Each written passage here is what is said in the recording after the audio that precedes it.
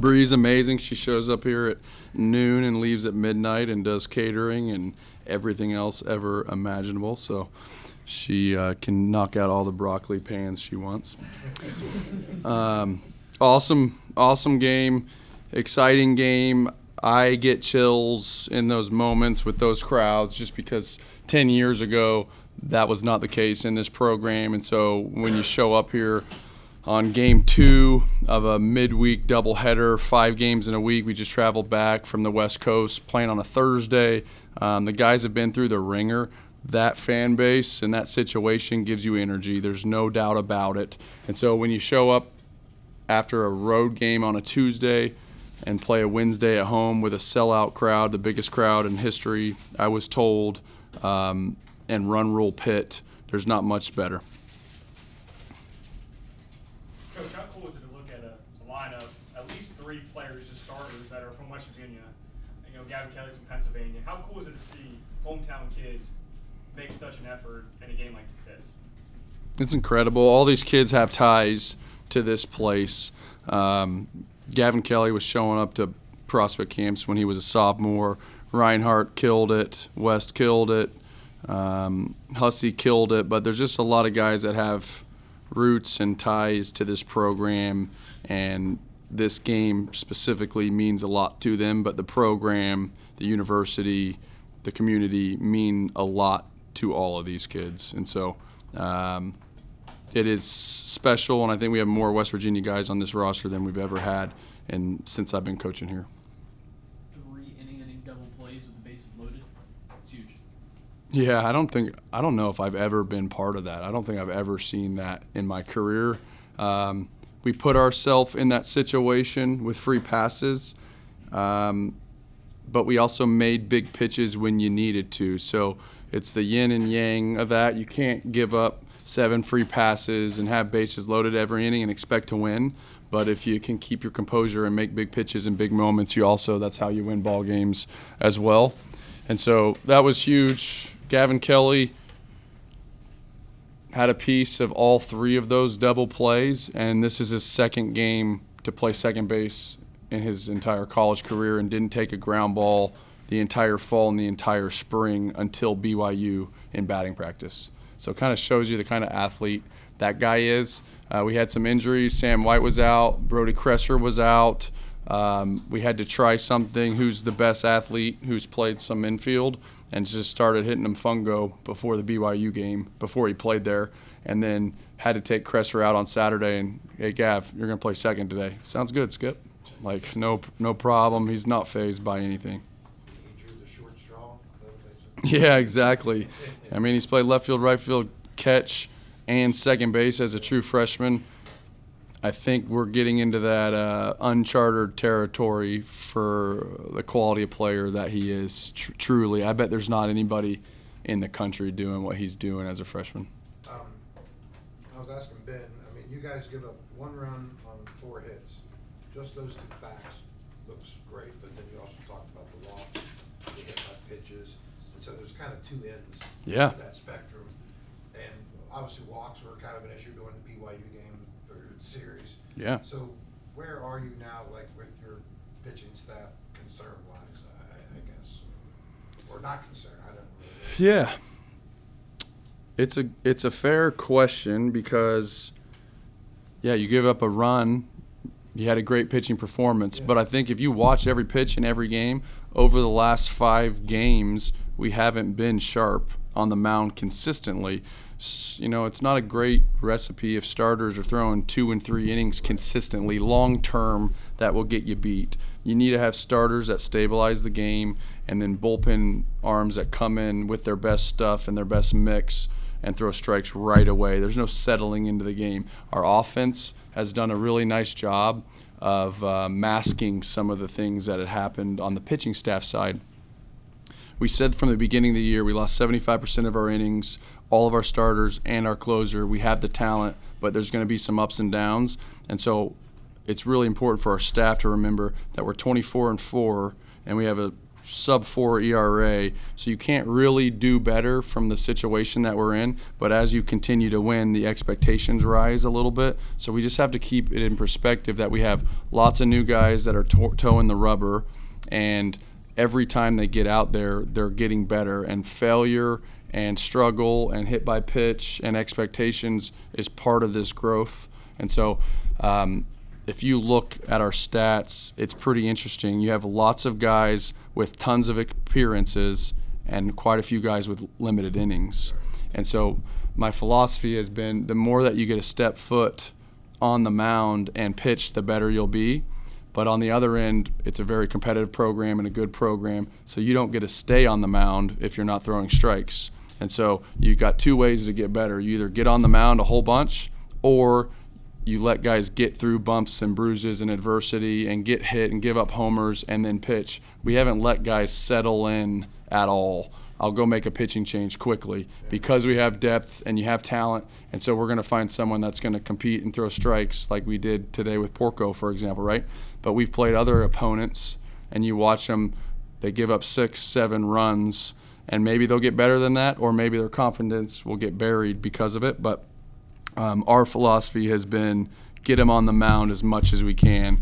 I think Yoke had maybe his 10th appearance today, right? You just keep feeding guys. And so eventually they're going to know when they step foot, they need to have their best stuff. If they don't compete in the zone, you got to go get the next man. You get a lot of guys that were playing in this game for the first time between transfers and freshmen that were significant contributors. What does that say to, I guess, a mix of their maturity and talent? Yeah, I get used to it, and it's great because my staff kind of reminds me a little bit. Like this game, I've gotten a little bit more used to the crowd because I've been here for so long, and you've seen it, and you've been in the Big 12 for a really long time. But it really is a big deal because Oni was like, when Ben Hudson came in, he's like, I bet this is the biggest crowd that Ben's ever thrown in front of. So he was like kind of jacked up and juiced up a little bit. And so it's important for me to remember, I don't take for granted 18-year-old kid, 5,000 people, big moment, rivalry game. This is like everything they dreamed of. And so I think they handled it really, really well. Reinhardt crushed the ball. We had guys that had never played in this game that all, performed really, really well. Even David Hagan, he wasn't as sharp today, but he came out of the game last week because a little bit of a nagging lat, like a little bit of a muscle issue, so we didn't want to leave him out there and have him get over it today. That was my question. I was going to ask, can you go over the weekend now?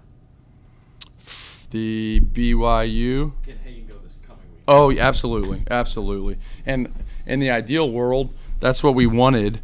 Like if you can get a midweek guy that you think's good enough to start the game 2 or 3 innings and keep the pitch count limited, he's probably one of your top 12 arms that could then come in relief on the weekend. But we haven't really done that. But Hagan and Stifler and Hudson, hopefully all those guys are available for the weekend. You've had a couple of pairings that you kind of used. One guy for a couple innings, once, maybe twice through the lineup, and then another guy that you knew was coming in behind him. Is that something you think you can continue to ride? Yeah, I'm learning as I go. There's always like a balance. Like we have guys that have plus stuff that might not be as consistent of performers, and then we have some guys with maybe a little bit less stuff who you feel like you know what you're going to get every time that they get on the mound. And so we've piggybacked it a little bit. If somebody comes in that has high-end pro prospect stuff but hasn't been consistent, you want to have a strike thrower on the backside, right? And so you got to neutralize the game, because if you don't throw strikes for multiple pitchers in a row, that's how you're going to lose games. You can't get out of those holes. And so we've kind of went back and forth all year a little bit with that, because we have a good blend of pitchers. We have really high-end stuff, and obviously you want everybody to get to the point where they have elite stuff and elite command and they're throwing strikes. But everybody's working. Some guys are developing stuff more. Some guys are developing command more. Now, you've had a lot of time to think about like this upcoming weekend, and I'm just saying that you've had Hudson pitch 5 innings tonight. How does that set up your bullpen for the weekend? I mean, does that help to get some guys more rest than others? Yeah, great question.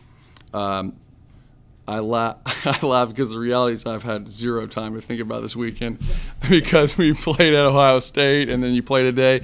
Like I haven't had time to eat breakfast or see my kids, let alone think about this weekend. But yes, Reese Bassinger's performance at Ohio State saved the bullpen for today. So we probably won today's game because of what Reese Bassinger did. Ben Hudson hopefully stabilized us and gave us a start essentially in the middle of the game, so we should be more well rested for the weekend. That's what's been interesting about this team. A little bit of volatility in the starting pitching, but then you have a guy like Bassinger yesterday that throws 5 innings, so it doesn't really matter if you start the game and throw 5 or some relief pitcher throws 5. Just like today, Ben Hudson went 5. So we had a quality start. It just wasn't a traditional quality start. So it doesn't make a difference, but eventually someone needs to get the ball and throw 4, 5, 6 clean innings to try to stabilize the bullpen.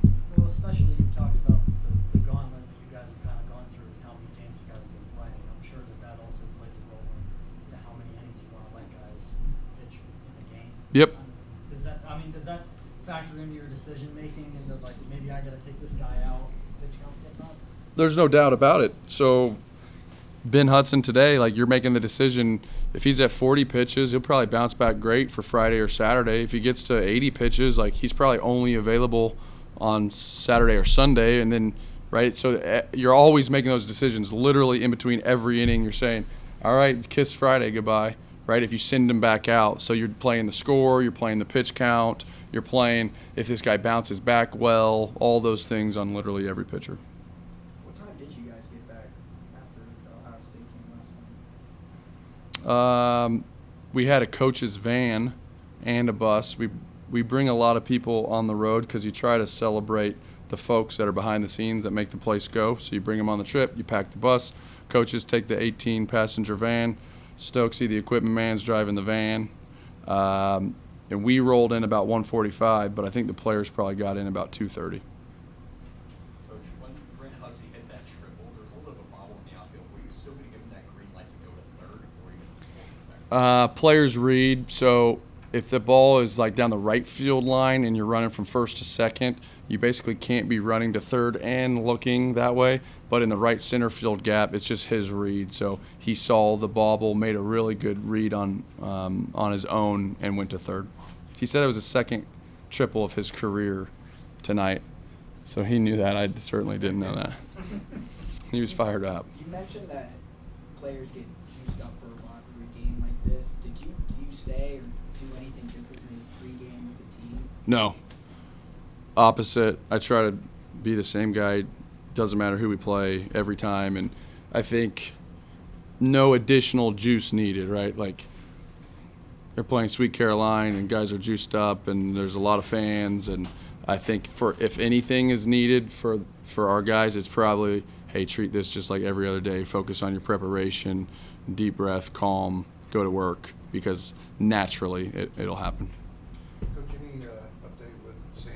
How much closer he is to getting back? No update timetable-wise, but full range of motion, moving his arm really good. And they're saying maybe in the next week they're going to do strength testing, so they measure the right side of your body versus the left side of your body. And if that's within a certain percentage, they allow you to start like going return to play progressions. Yeah. So they're super optimistic.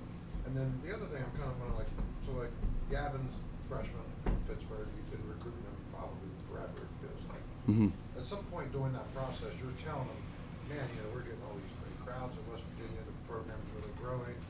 And, that's true, but it's also recruiting talk sometimes, it sounds like. But then to actually be able to show him this tonight, was there any kind of moment like, I told you, right? Yeah, not tonight. The guys from Pittsburgh know. Like what's been built here over the last decade is special. No one can confuse that in this region. We have the best fans, the best atmosphere, the best program in this part of the country. And so that's something that I'm proud to say of, not shy to say. We've built that. The guys from Pittsburgh, if you're a serious player in Pennsylvania, you want to come to school at West Virginia. And so I think Gavin probably experienced that the most on recruiting trips, going to PNC and watching us play, coming down to the backyard brawl. That's what's been so cool about our roster. When I first got here, it was more national, and we've actually shrunk to more regional as we've won and gotten better. But it's the kids from PA that come down and watch this and know about the rivalry and get to see and kind of feel that throughout their high school careers and get ready for it. So when the day comes that they get a play in it, it's definitely special. And you have guys like Gavin Kelly go 3 for 4 and turn 3 double plays. That kind of brings me to another question. So, I mean, you obviously know the success the program's had over the years, the success over the recent years. Do you feel like you can go into Western Pennsylvania now and be the guy? Yeah, I do. I think that we've done that consistently, and we've had great players from Western Pennsylvania, and J.J. Weatherholt was a really, really big piece of that because everybody from the state knows who he is. He's a first rounder and one of the greatest players in West Virginia baseball history, and college baseball really started growing when he led the nation and hitting, became a first rounder. Social media in college baseball was kind of blowing up, and he was a name, so it's pretty powerful in that region. Do you use that success like a J.J. Weatherholt and now a Gavin Kelly? I mean, do you use that success on your recruiting pitches to Southwestern PA or just PA in general?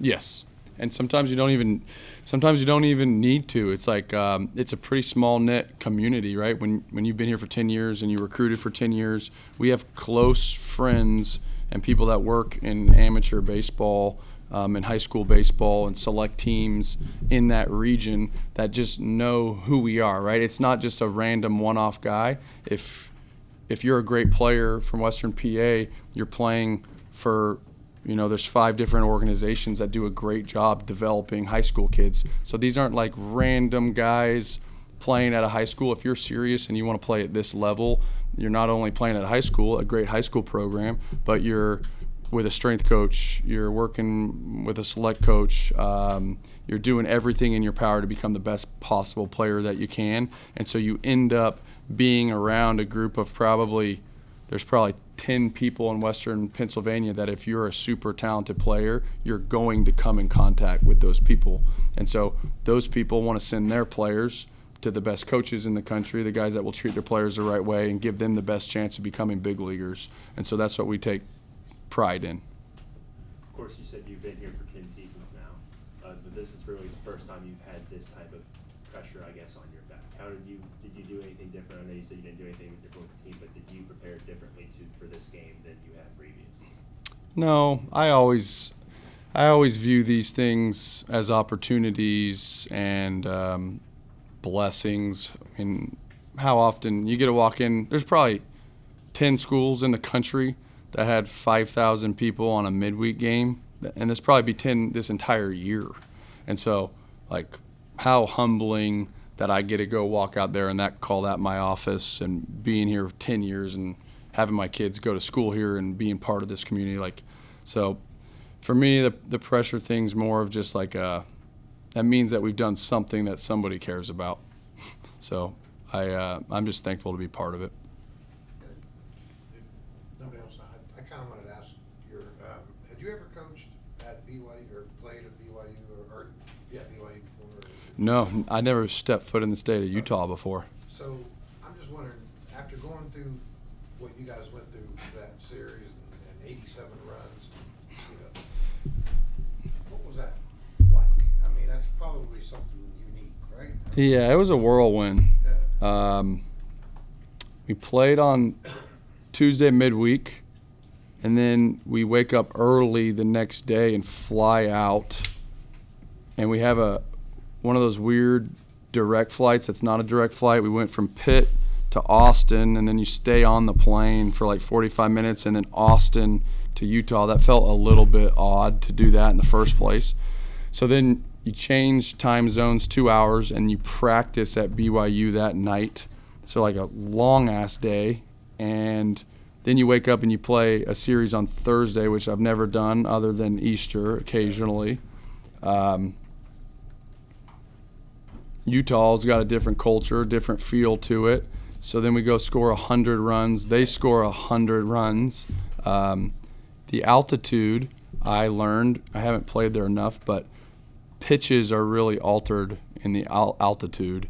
And so fastballs don't play the same, breaking balls don't break, change-ups do weird things, and pitchers lose feel because their pitch shapes aren't going where they want to. And these are pretty high-performing athletes, so they know where their pitches are going to go when they attack them a certain way, and when it's not doing that, you get a little bit of hesitation. So a little bit of hesitation when you're on the mound leads to walks. And then also, if you barrel a ball, it feels like it goes about 3 times as far with wind blowing out and altitude. And so instead of having a solo homer because you made a mistake, you walked 3 and now it's a grand slam, or it's a 3-run homer. So it just kind of like snowballed a little bit there. But I think resiliency was the only thing I could take from. I got on the team Thursday night because we scored 4, and then it felt like we shut it down after 2 innings, energy-wise. But hell, can you blame the guys? It's like you travel, you do all that. You played 20 games. We battled some wildfires in Oklahoma. Like, we've been through the gambit a little bit. And then you get up 4-0 in the first, and it's like, hey, this might be my time to take a deep breath. That's what it felt like from the team a little bit. Like, hey, we might be able to like take a breather here. And so I get on their ass after Thursday just because as soon as you take a breather in this game, you have no chance. So we get waxed. But they bounced back on Friday and killed it. And then Saturday, another test. We're up 7. Then we're down 8. And then come back and win the game. So proud of their effort. It was goofy, right? Like, we were down 14-7, and then a ball gets lodged in Logan Save's knee pad for like a weird ball lodging call, and we end up going down 8. And you're like, the amount of free runs and errors, like, you can't win baseball games like that, but we still ended up winning the game. So really, really weird series, a big time whirlwind, and I'm excited how we answered tonight. I think the scheduling was probably a little wacky to play a double midweek versus 2 Power 4 schools, but I think our kids should be so proud. Like, we played 5 games this week. Pitt played 4. Obviously, that's going to affect your pitching, your bullpen. To be able to do what we did today and win this game was pretty damn special. So it was a difficult challenge. Obviously, in the years to come, you'll go back to BYU. You can't manage there like you would at Oklahoma State, right? Or at level ground, I guess. I mean, there is a difference with that stadium and I guess maybe Utah in itself. Yeah, we might need to recruit a couple more sinker ballers so we can get some ground balls going and less balls in the air. But it was, I think, the combination of there's some altitude, obviously, some of those things happen, the travel, but then also I believe that BYU can really hit. It was kind of the first time this year, not first time, but going into the series, I was like, these guys are scary. Like, they have a bunch of old, strong, swing for the fence. If you make a mistake, they'll make you pay. And so I think it was a combination of all those things. In your career in baseball, do you ever recall piggybacking off that BYU series a week like this where you go out to Utah, have that weird series, come back here, have a top 10 play, and then come back to your like 2nd or 3rd annual record-breaking crowd? No, it was crazy. And Jed was sitting in the locker room after the game. He's like, I don't think we should probably schedule that double midweek like that next year. And I was like,